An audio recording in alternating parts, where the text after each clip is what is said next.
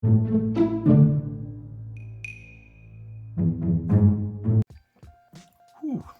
A little slow out of the gate today. Feeling a little chill too. Slept in. I should feel better, right? My lower back starts hurting if I'm in bed too long. I haven't figured that one out. Anyway, I didn't run yet. It will happen.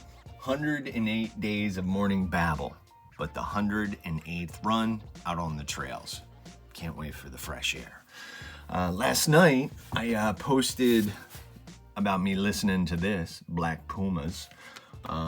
Early in all this, I talked about these guys. I was like, you need to listen. You have to listen. So I had it on Spotify. It was a constant thing that I would flip. But this is a 1-year anniversary, deluxe edition, 2 records. They toss in a bonus 7-inch vinyl.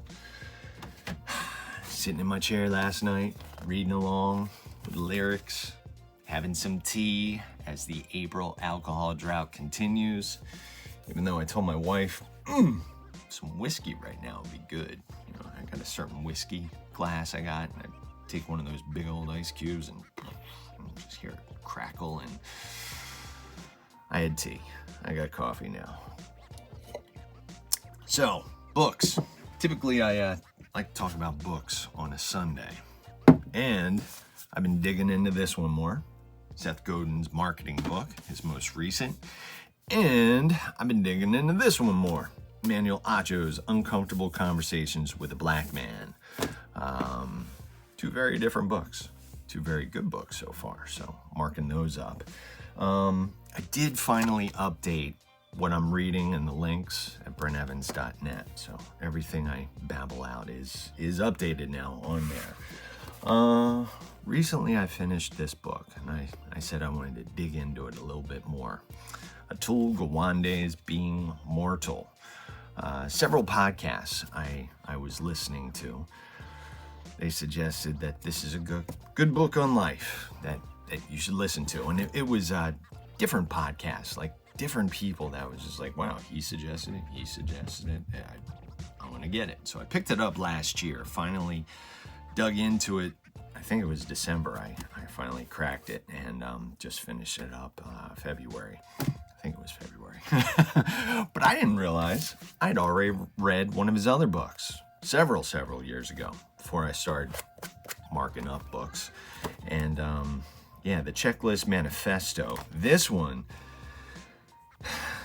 talks about routines where, you know, stuff you should basically just click on through and know each and every time. But if you miss one thing, they talk about flying an airplane, you know, taking off and landing. Checklist. Surgery rooms. Checklist. And good stuff for work. All employees should read that. Back to this book. It's about life, being mortal, and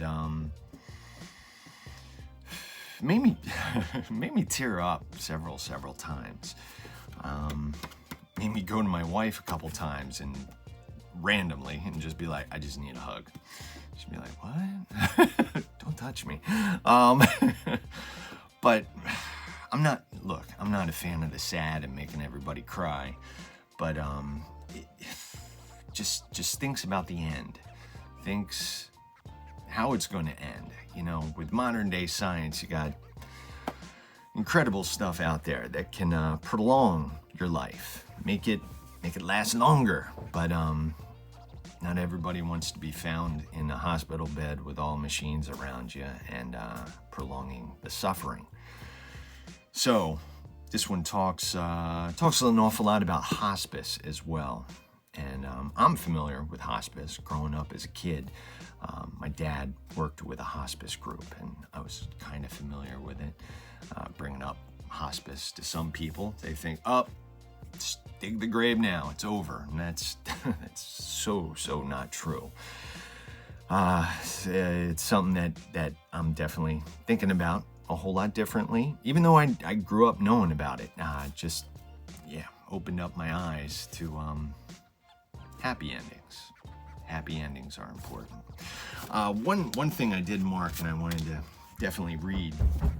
A daughter was having a conversation with her dad, and basically was trying to get at, look, these surgeries you're going to have to go through, we don't know how you're going to come out in the end, and some decisions might need to be made, and you're not going to be able to answer them. So what do you want to make sure you can do at the end, at the outcome? And the guy said, well, if I'm able to eat chocolate ice cream and watch football on TV, then I'm willing to stay alive. I'm willing to go through a lot of pain if I have a shot at that. And the daughter was shocked. She had no idea how much he watched football. Simple little conversation like that, and some decisions had to be made, and he could eat some ice cream and he could watch some football. So she made those decisions for him during the surgery time, and he was able to do that and have a happy ending. Powerful book. Highly suggest it. Go read it. Woo! All right, quote of the day. Once you learn to read, you will be forever free. Frederick Douglass.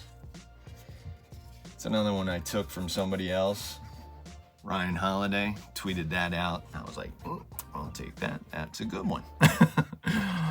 So, enjoy your Sunday. Make it a good one. And I'll be back at you tomorrow on a Monday.